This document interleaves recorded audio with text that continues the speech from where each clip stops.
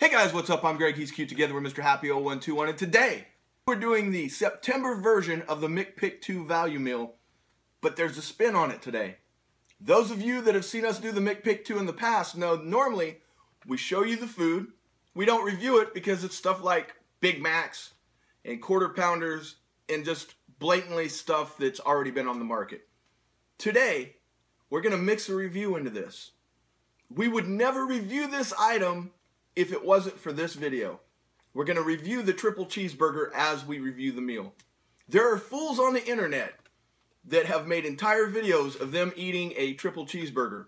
Now, you know the cheap hamburger from McDonald's, right? Okay, that's a single patty.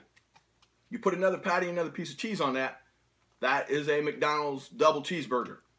People are making entire videos based around another piece of meat and cheese on the same setup. Incredible. It is amazing. We're going to try it. I am pretty sure it's going to taste like the cheeseburger with more meat and cheese on it.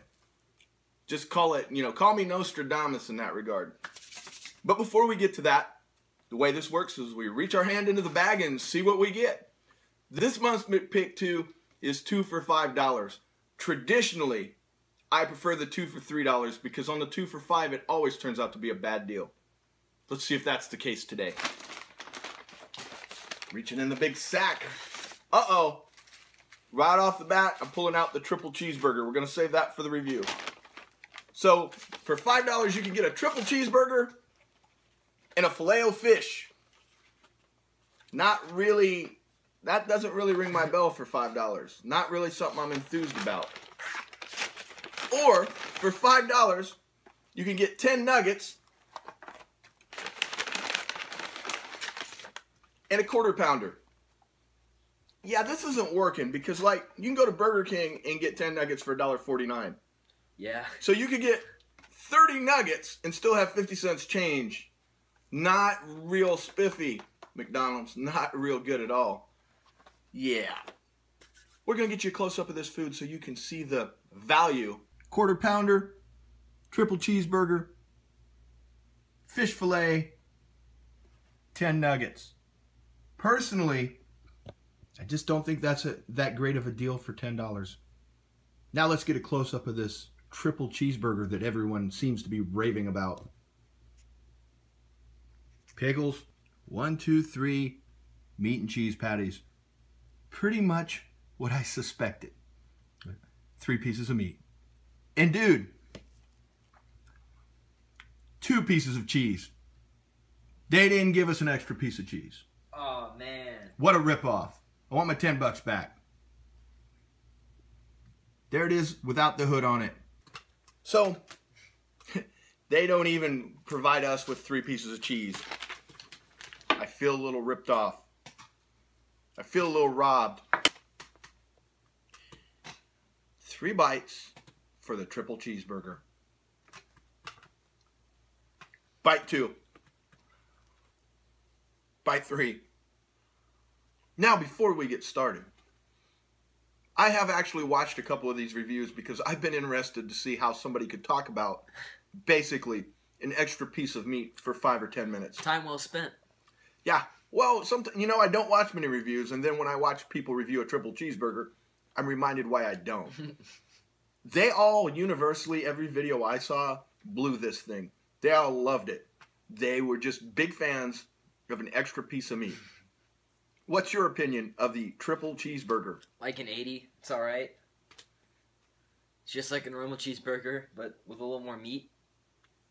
You said something, actually, that I'm going to steal since you didn't say it. Second bite in, you said, does this meat taste funny? I said, no, man, that's the way McDonald's meat tastes. You just normally don't notice it because you don't have to stomach that much of their cheesy meat. Not literally cheesy, just bad meat at one time. I prefer a double cheeseburger to this because the cheese and the crappy ketchup they put on it mask enough of it where it tastes good. If you want to really get down to it, I actually prefer the McDouble over the double cheeseburger. I give this like a 78. Now that we're done with that ugliness, before we go, I have a story for you. I like to tell you things sometimes without you knowing what I'm going to say on camera. Now, sometimes you get your hopes way up. This is going to be spectacular. This is not spectacular. People ask me when they find out that we have YouTube. Not people that watch us, not even people that watch YouTube, but like people out in the real world that find out we have a YouTube page. And we've got, I don't know, 30-something million views. The first thing they always ask is this. Do people recognize you? Do people recognize you on the streets? No, they don't. Especially never for food reviews, because come on. Like, our biggest food review ever is like 15,000 views. What are the odds in a world of 7 billion people that someone's going to recognize you? So very, very, very slim. We've got a couple of really bad videos from way back in the day with several million views. And the times I have been recognized, which is like a handful, less than 10, have come from those videos. The orange one? Huh? Yes, the orange one. I've been called the orange guy a few times. I'm very proud.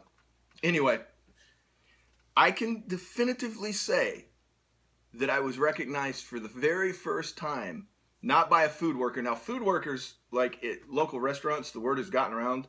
Sometimes I'll pull up to the window and they'll know. But I believe that's because somebody locally has told them who I am and they go watch the videos. But I mean, like a legit person rolling up and knowing me. Are they like sassy about it? Like, oh, you're that guy. Kind of, yeah, the food workers. Except the Taco Bell dude. The Taco Bell dude's cool because he always puts the shit together right and he always gets a good review. Not because I like him personally, but like he's cool because he'll watch the videos and see that like we appreciate the work. Oh, yeah, so that guy's cool. But anyway, here's my getting recognized story. I was at a concert Friday night and I'd had a few beers. I was leaning on a wall waiting on my girlfriend to get back from doing what she needed to do. We'll leave it at that. A couple approached me. A guy walks right up to my face and says, "Do you eat food on YouTube?" I said, "Yes, I do." At that point, his girlfriend reaches back and punches him in the arm and says, "See, I told you so." And then they walked off without saying another word to me. That's cool.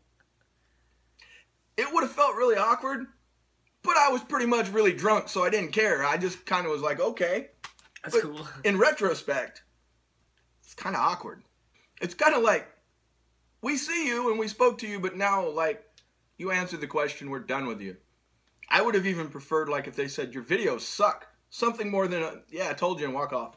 That's the response I got. That was my recognition. It's better than nothing, I guess. I'll ask you one of these days when you get something like that, if it was better than nothing. Facebook shoutouts. Now up to 559 likes last time I checked. Better get those likes in now because we're trying to catch up. We're doing 4 today. Scarlett Shawn and Trinity Jones. Thank you, Scarlett. Thank you, Trinity. Trinity Jones sounds like a 70s Marvel character that would have hung out with Power Man and Iron Fist. Very specific there. She would have probably known Kung Fu. Trinity Jones. Kung Fu. Perhaps she would have had an afro. Perhaps not. But Trinity Jones definitely sounds like a 70s superhero. I'm on it. James Lagina or Lagina, L-A-G-I-N-A. I'm sorry, James, you don't sound like a 70s superhero. But I'm sure in person, you're super on your own. John McCormack. I don't know, John. I don't know. Trinity Jones was such an overwhelming name. I really don't know. John McCormack sounds like a guy that worked in an oil refinery in the 70s. Probably had a pocket protector. Okay. He was a good guy. He had those thick horn-rimmed glasses. Isn't there some movie out right now about some guy working in an oil rig that blows up? It has, what's his name in it? Yeah. Yeah, that movie looked horrible. I was just about to say, though, it seems like there's always some movie out about a guy working at an oil rig in some shape or fashion. Now, it may be set in the 20s, maybe set in the 40s or the 1800s, but it feels like there's always a movie that is never going to make any money that is about to come out about a guy that's working on an oil rig. Now, the one you're talking about is in the middle of the ocean. I'm including oil rigs like in Texas and different places, but yes. There's a big fire on the oil rig.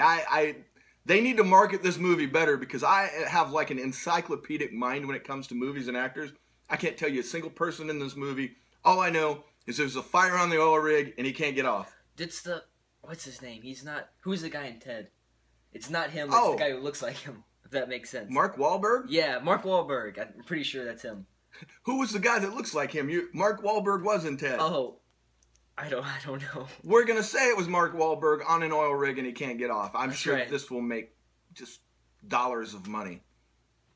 It'll be Dollars awesome. of money. Yeah. Yeah. I didn't want to say hundreds or thousands. I just think it'll make some dollars if one person buys a ticket. It'll break even. You and I went and saw a movie about two girls fighting Bratzies with yoga. So somebody will go watch Marky Mark on an oil rig. Somebody will. Somebody. That last fan of the Funky Bunch is still out there. We've taken up enough of you fine folks' time. We're going to bounce. Till next time. Don't forget to like, comment, and subscribe. You can find us on all social media. Not going to list it. I'll just say this one thing. At Mr. Happy 0121 Facebook. Everything else, Mr. Happy 0121. As always, Stay vigilant.